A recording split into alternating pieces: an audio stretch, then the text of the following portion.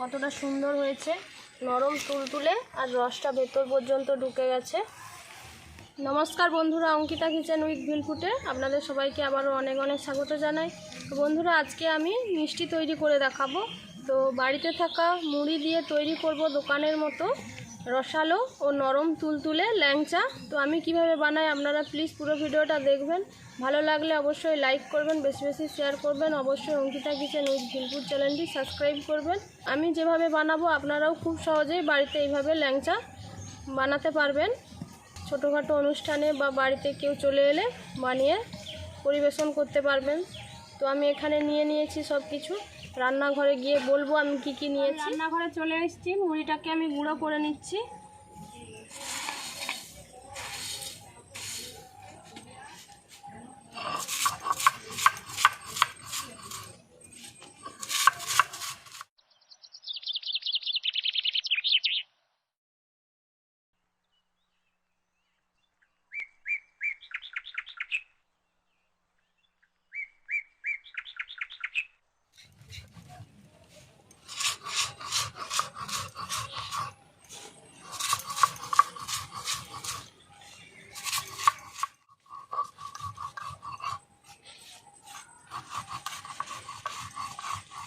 মুড়িটা আমার গুঁড়ো হয়ে গেছে। তো এই যে মুড়িটাকে পিনো করে গুঁড়ো করতে হবে, তবেই মিষ্টিটা সুন্দর হবে। তো আমি শিলে করতেছি, আপনারা চাইলে মিক্সিতে করে নিতে পারেন। তো এটাকে তুলে নিচ্ছি। তো প্রথমে আমি চিনি সিরা করে নিচ্ছি। তো এখানে বাটি মাপে চিনি নিয়েছি। তো একই বাটি মাপে দেব জল।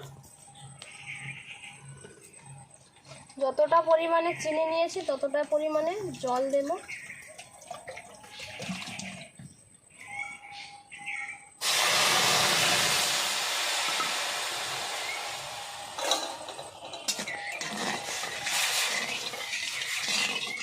চিনির সিরাপে আমি দুটো এলাচ নিয়েছি, ফাটিয়ে দিয়ে দিচ্ছি। আর এই যে চিনির সিরাপটা করছি, তো এটা যখনই চিটচিটালো ভাব চলে আসবে বুঝবেন তখন রসটা হয়ে গেছে। আর খুব বেশি ঘন সিরাপটা হয়ে গেছে, এটা আবার আমি নামিয়ে নিচ্ছি। তো এটাকে আমি 2 থেকে 3 মিনিট ফুটিয়ে নিয়েছি। তো কড়াই আমি জল দিয়েছি, জলের মধ্যে দিয়ে দেবো এই যে মিষ্টিটা বানাচ্ছি, আমি গুঁড়ো দুধ দিয়ে বানাচ্ছি।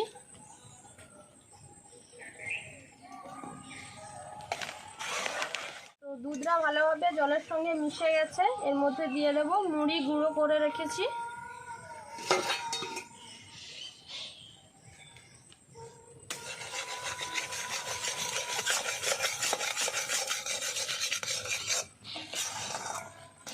তো দেওয়ার পরে সঙ্গে সঙ্গে নাড়তে হবে, না হলে কড়াই লেগে যাবে।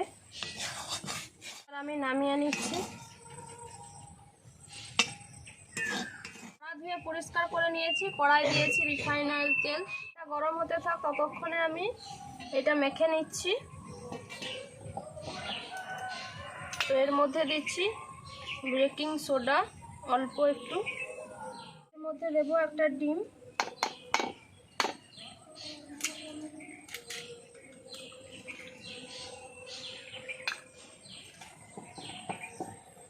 তো এটাকে ভালো করে মেখে নিচ্ছি। তো এর মধ্যে দেব গুঁড়ো দুধ। তো গুঁড়ো দুধটা দিলে মিষ্টিটা খেতে আরও বেশি টেস্টি লাগে। তো এখানে আমি 2 চামচের মতো গুঁড়ো দুধ দিচ্ছি। এটা আমি গুঁড়ো দুধ দিয়ে মেখে নিয়েছি। এর মধ্যে দিচ্ছি খাঁটি ঘরোয়া ঘি। তো 1 চামচের মতো ঘি দিয়েছি। তো এটা ঘি দিয়ে আমি মেখে নিয়েছি। তো এরকম নরম করেছি, তবে এই মিষ্টিটা বানাতে সুবিধা হবে তৈরি করতে। তো এটাকে আমি আরও 1-2 মিনিট মেখে নিচ্ছি। আমার মাখা হয়ে গেছে, নরম তুলতুলে হয়ে গেছে। এমনভাবে মাখাতে হবে যেন এরকম থাকে। তো এটাকে এবার আমি এরকম সাইজের লিচি কেটে নিচ্ছি। তো হাতের মধ্যে একটু ঘি নিয়ে তৈরি করব মিষ্টিগুলো।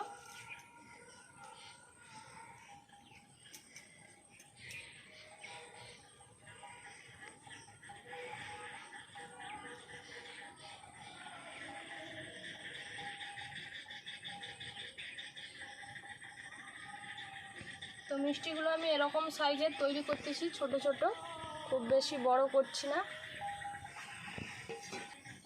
তো আমি একই রকমভাবে সবগুলো বানিয়ে নিচ্ছি। আমার মিষ্টিগুলো সবই তৈরি হয়ে গেছে, এই যে এরকম করে তৈরি করে নিয়েছি। তো তেলটা আমি হালকা গরম করে নিয়েছি। তো এই হালকা গরম তেলেই মিষ্টি ভাজবো।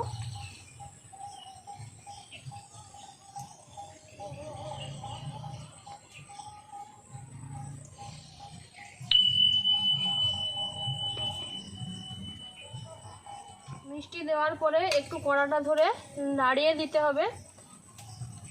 মিষ্টিগুলো অটোমেটিকই নিজে থেকেই ভেসে উঠেছে।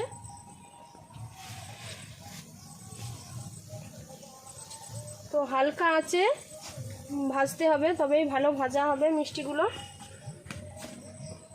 বন্ধুরা, মিষ্টিগুলো কত সুন্দর লাল কালার চলে এসছে। তো আরেকটু লাল হয়ে গেলেই মিষ্টিগুলো নামিয়ে নেব। তো বন্ধুরা, আমার মিষ্টিগুলো তৈরি হয়ে গেছে।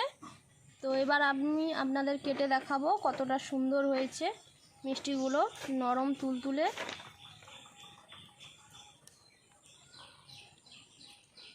বন্ধুরা, আমি মিষ্টিটা কেটে দেখাচ্ছি ভেতরে কতটা নরম আর ভেতরে রসটা কতটা ঢুকেছে। তো দেখুন বন্ধুরা, কতটা সুন্দর হয়েছে, নরম তুলতুলে আর রসটা ভেতর পর্যন্ত ঢুকে গেছে। তো মিষ্টিটা কেমন হলো অবশ্যই কমেন্ট করে জানাবে। ভালো লাগলে অবশ্যই অঙ্কিতা কিচেন উইথ ভিলফুড চ্যানেলটি সাবস্ক্রাইব করবেন। আরও এরকম নিত্য নতুন গ্রামীণ রান্নার রেসিপি পেতে অবশ্যই আমার পাশে থাকবেন, সাপোর্ট করবেন।